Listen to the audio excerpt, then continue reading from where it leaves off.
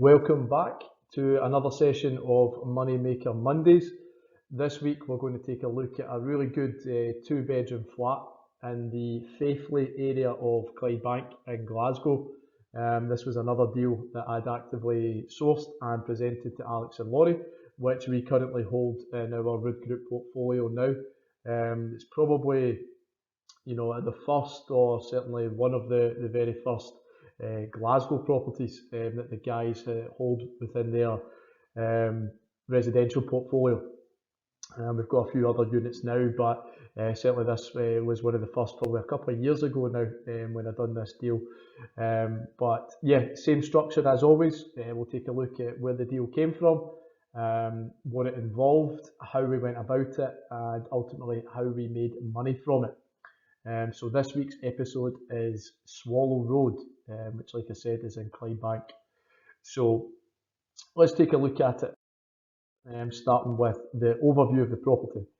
So first of all, it's a top floor flat. So you can see here, it's an ex-local authority style property. Very kind of unusual layout. These ground floor flats you see with the red doors in the picture there were actually split level properties. So it's a really kind of odd structure where you've got two kind of main door flats on each side and then a communal close entering into the rest of the flats within the building. So certainly this one being the top floor on the left hand side on this picture, our entrance was through the main door. One of the kind of key things in this one was actually that the rest of the flats within the building were owned by Nose Housing Association, which, if you're standing facing out from the building on this, the Housing Association offices are directly across the road.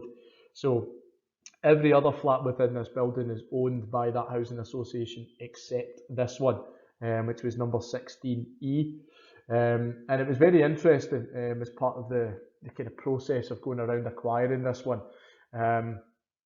Because the client had actually engaged with the Housing Association, and I'll dive into a bit more detail as to how that went, but naturally you would think if they own the rest of them, they would have bought this one, and they certainly had the chance to, but ultimately they really kind of made a bit of an arse of it. So I'll kind of fill you in a bit more on that as we progress through this one.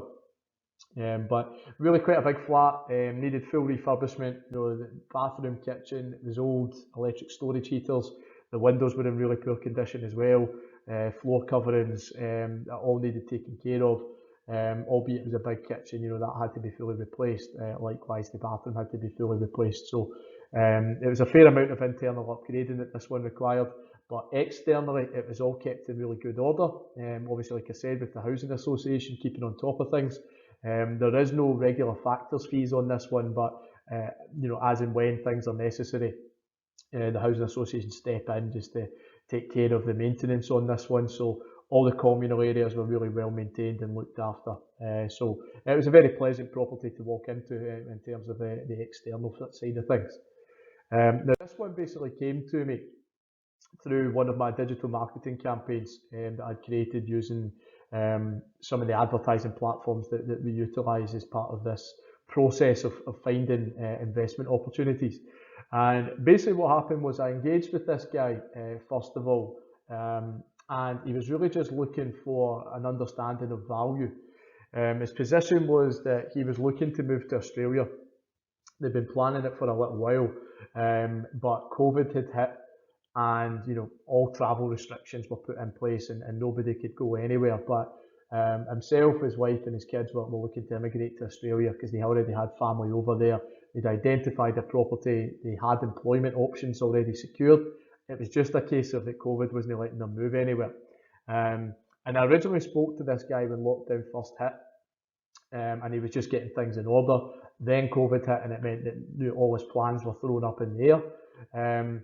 But what basically happened was, as soon as the travel restrictions eased for that brief moment when they allowed freedom of travel back to Australia, as long as you had relevant paperwork or whatever this restriction terms were at that time, I instantly contacted the guy because I remembered as soon as I seen it on the news that you could travel to Australia, I was like, I wonder if he's ready.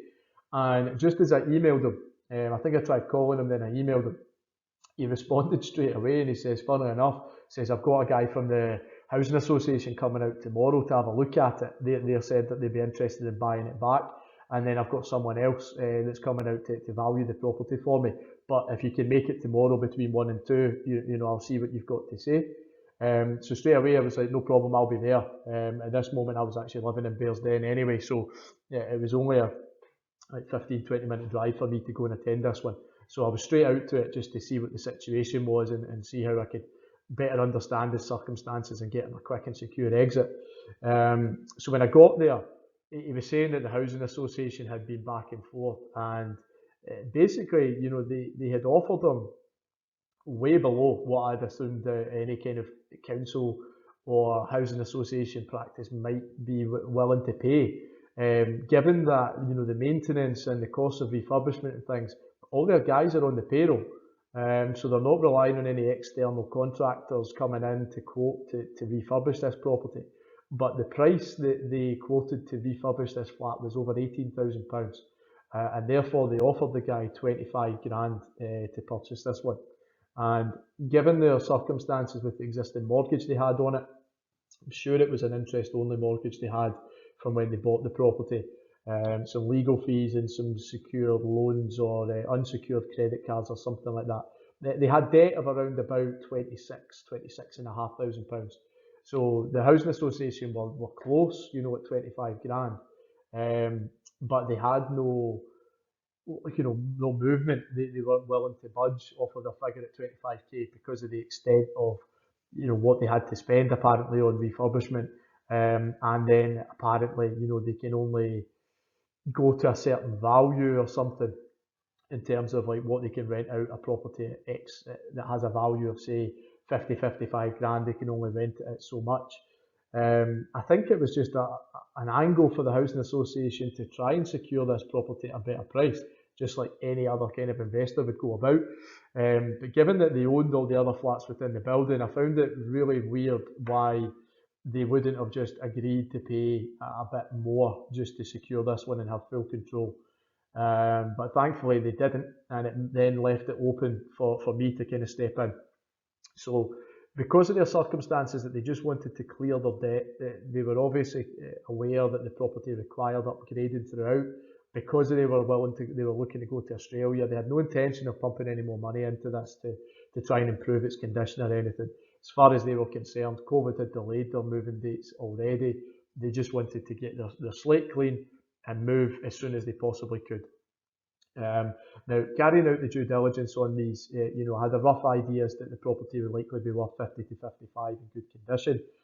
We then agreed at a purchase price of 27.5, which allowed them to clear all the legal fees, a couple of outstanding credit card bills, and basically just clear all the debt that allowed them to move freely. And you know that was the main thing for them, that they wanted to move on quickly, securely, and have no baggage. When they were moving on, they didn't want to be left with a property in the UK while they were living in Australia. And timescale wasn't an issue. They ended up agreeing that they wanted a quick 2 to 4 week completion, and they think they lived with parents for a couple of weeks before their flight over to Australia. It ended up, everything stacked based on what I could do for the client, positioning it with my investors to make sure we could get it over the line and meet their criteria in terms of the purchase price. And they didn't want any surveys or any headaches or any kind of unknowns to creep in. So we managed this one very strictly, and the clients were delighted to just get it moved. And obviously, as we'll have a look at the numbers, Alex and Laurie were delighted to add this one to the portfolio. It was a really good area, really strong rental demand, and solid numbers. So on that note, let's take a look at the figures. So, like I said, we purchased this one at £27,500. The legal fees, as always, typically about £800 for the conveyancing and the VAT and outlays. This one was below the £40,000 threshold for the additional dwelling supplement, so we paid zero in the ADS tax. The sourcing fee was about £3,000, and refurb. Now, remember when I said that the Housing Association have all their guys on payroll, quoted £18,000 to refurbish that flat. We managed to put a new kitchen, new bathroom, new windows, top to floor cosmetic upgrade, full new floor coverings, everything done. Apart from new heating system, I think we upgraded some of the radiators because it was old storage heaters. But still, we kept it electric heating because that's all that was in the building. But we managed to bring the refurb in for less than £9,500. £9,300 to be exact is what we completed this for, and yet the housing association were quoting double that cost. Just really confuses me how they went about that one. But like I said, their loss is our gain. So the total cost of this one was 40,600, and it revalued at 55 grand. So we got this when we purchased it cash.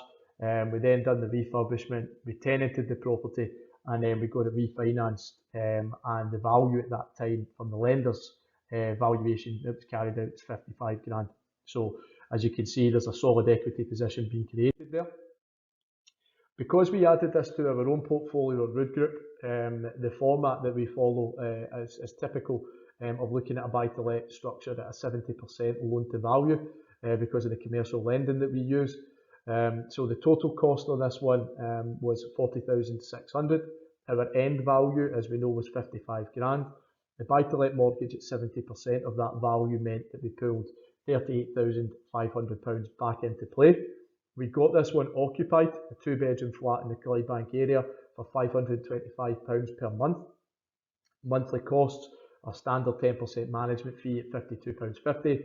The insurance costs typically about £12 a month. Like I say, every week, I think ours is less than that now, but just to keep it consistent, we'll work at the £12 per month.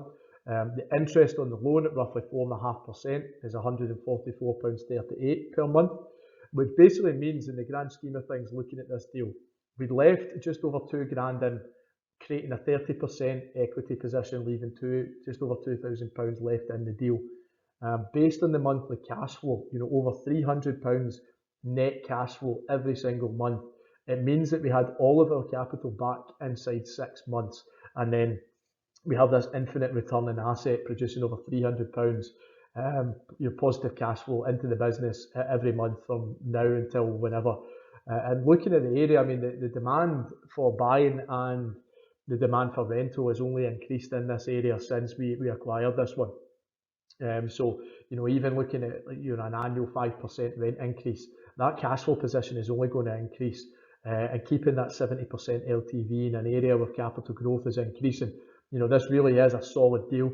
And you can see why something like this being held in a portfolio is a fantastic addition, to anyone's portfolio. We're always going to get this one rented out. All the other ones are rented out in the housing association. Across the street, it's probably a more rental dominant market in this specific location in Faithfully, albeit there is quite a strong demand for first time buyers. But there's also a lot of investment in here just because the returns and on the occupancy rate is so good. So you can see clearly that buy-to-let on this one and the strategy that we chose to go with was a brilliant way to make money on this one. As a comparison, we could have also flipped this one because we created such an equity position. So our total cost at 40,600 with our new end value of 55 grand. If we were to sell at £55,000, deducting our standard estate agency costs, probably about £1,000 plus VAT, so at 1,200. Legal fees at 800, and then the home report costs typically say about £360. If we chose to exit this one and sell it, you would have been a total potential profit of just over £12,000 before tax. So a decent wee lump sum there, but overall, when you think about it, keeping this property in an area that's growing in popularity, both from rental and a buyer's point of view, leaving no money in the deal after 6 months and earning over £300 per month for, until we choose to sell, with those figures only improving year on year. Buy to flip just really wouldn't have been a strategy I would have considered on this one at all.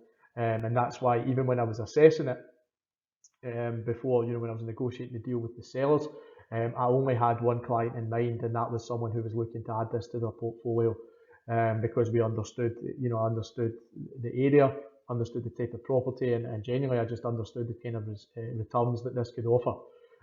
So yeah, I went to my buy to let guys, which at that time were Alex and Laurie, because I knew they could always deliver in terms of the cash front and completion speed.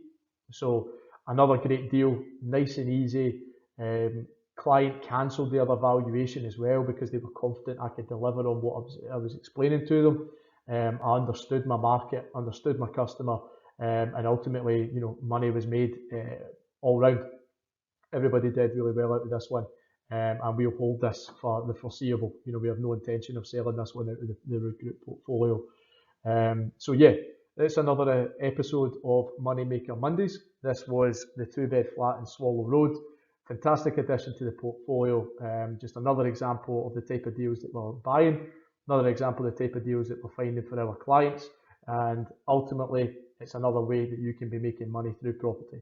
So next week it'll be my birthday episode. I'll be the grand old age of 27 next Monday, and I'm going to show you a fantastic deal of how to buy a 1-bed flat worth 35 grand for £10,000. So tune in next week and I'll give you the details on that one. Cheers guys.